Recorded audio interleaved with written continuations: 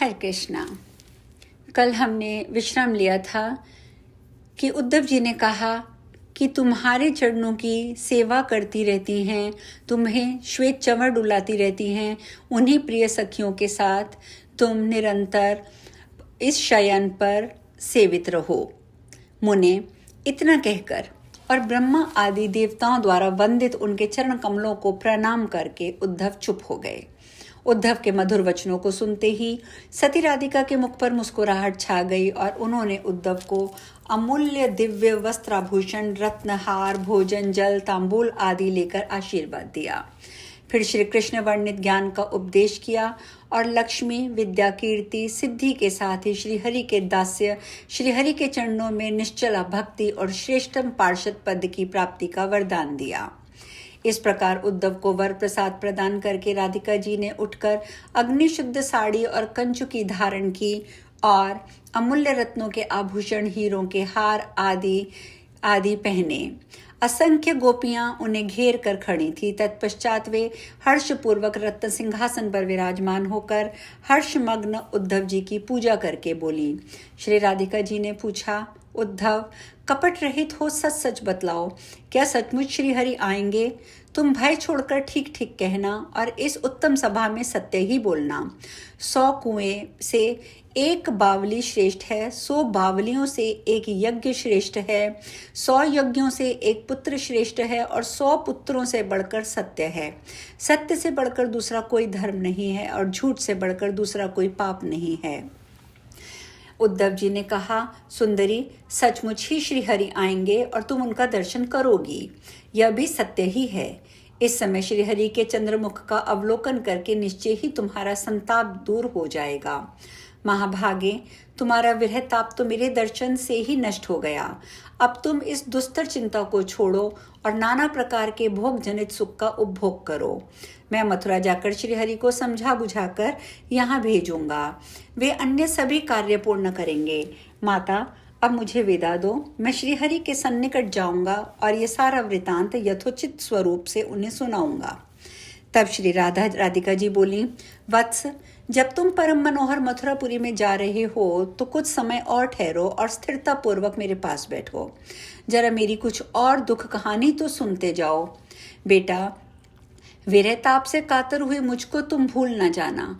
तुम निश्चय ही मेरे प्रियतम को भेजोगे, इसी से मैं तुमसे कुछ कह रही हूँ। अन्यथा स्त्रियों के मन की बात भला कौन विद्वान जानता है? विद्वान तो शास्त्र अनुसार कुछ कुछ ही निरूपण कर सकता है। जब वेद उसका वर्णन करने में समर्थ नहीं है, तब शास्त्र बेचारे क्या कर सकते हैं? परंतु पुत्र, तुम जाकर श्री कृष्ण से मेरी बात कहोगे, मैं तुम्हें सब कुछ बतला रही हूँ। उद्धव, मुझे घर और वन में कोई भेद प्रतीत नहीं होता है। मेरे लिए जैसा पशु आदि है वैसा ही मनुष्य भी है।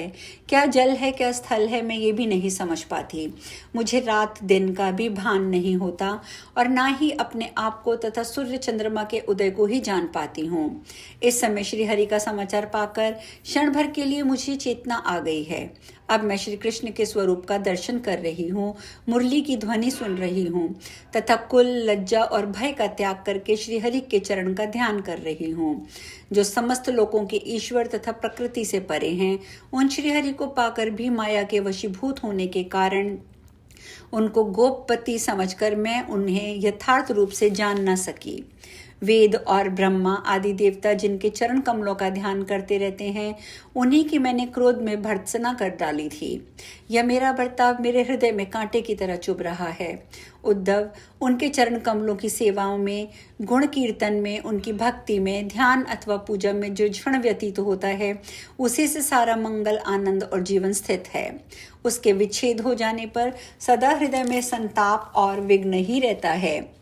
अब मेरी पुनः उस प्रकार की अभिष्ट क्रीड़ा प्रीति मुझे नहीं होगी, ना वैसा प्रेम सौभाग्य प्राप्त होगा, ना निर्जन स्थान में समागम होगा।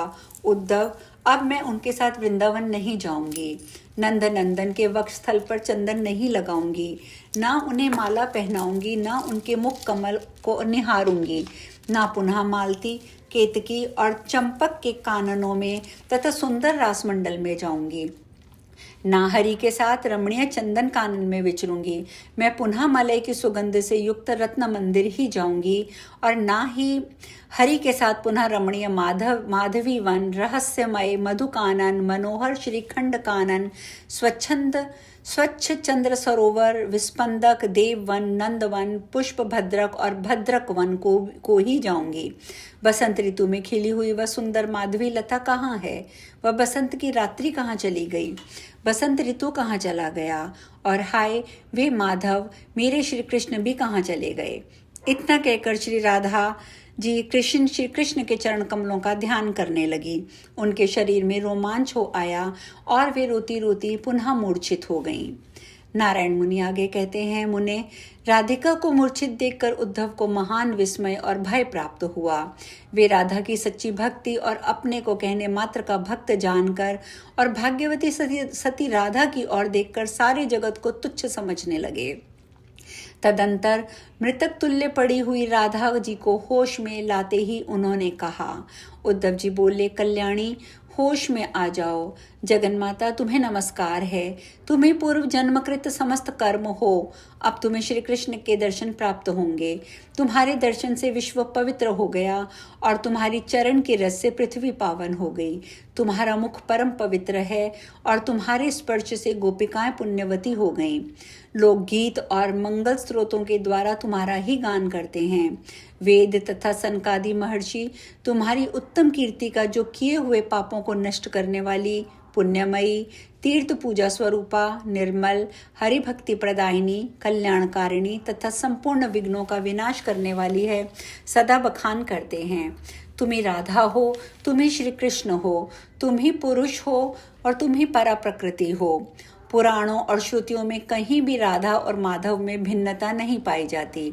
तदंतर राधिका को मूर्छित देखकर उन उद्धव को पीछा करके और स्वयं राधा के आगे खड़ी होकर माधवी गोपी बोली। माधवी ने कहा, कल्याणी, श्री कृष्ण तो चोर हैं, उनका कौन सा उत्तम रूप और वेश है? उनके मुख और वैभव ही क्या है? कोई अनुपम गौरव भी तो नहीं है। उनका कौन सा पराक्रम, ऐश्वर्य और दुर्लभ शौर्य है? उनमें कौन सी सिद्धता एवं प्रसिद्धि है? तुम्हारे सदृश उनमें कौन सा उत्तम गुण है? वे यहाँ कहीं से भी आ गए और पुनः चले भी गए। वे गोपेशधारी बालक ही तो है ना, कोई राजपुत्र अथवा विशिष्ट पुरुष थोड़े ही हैं। फिर तुम व्यर्थ उन नंद नंदन गोपाल की चिंता में क्यों पड़ी हो? अरे, यत्न पूर्वक तुम अपनी आत्मा की रक्षा करो, क्योंकि आत्मा से बढ़कर प्रिय दूसरा कोई नहीं होता। तदंतर मालती ने श्री कृष्ण की निंदा करते हुए अंत में राधा से कहा, मूढ़े, तुम व्यर्थ किसकी चिंता में पड़ी हो? वह अत्यंत दारुण शोक को छोड़ दो और यत्न पूर्वक अपनी रक्षा करो, क्योंकि अपने आत्मा से बढ़कर प्रिय दूसरा कुछ नहीं है। इस पर पद्मावती ने, फिर चंद्रमुखी ने श्री राधा से श्री कृष्ण प्रेम की प्रशंसा करते हुए कहा, देखो, मेरी सखी ने आहार का त्याग कर दिया है, अतः केवल सांस चलने से ये जीवित प्रतीत होती है। इसलिए अब तुम उसके मुख से श्री कृष्ण की प्रशंसा करो, क्योंकि श्री कृष्ण के नाम स्मरण से, उनकी गुणगाथा के श्रवण से और उनके शुभ समाचार के सुनने से इनमें साहस और चेतना लौट आती है।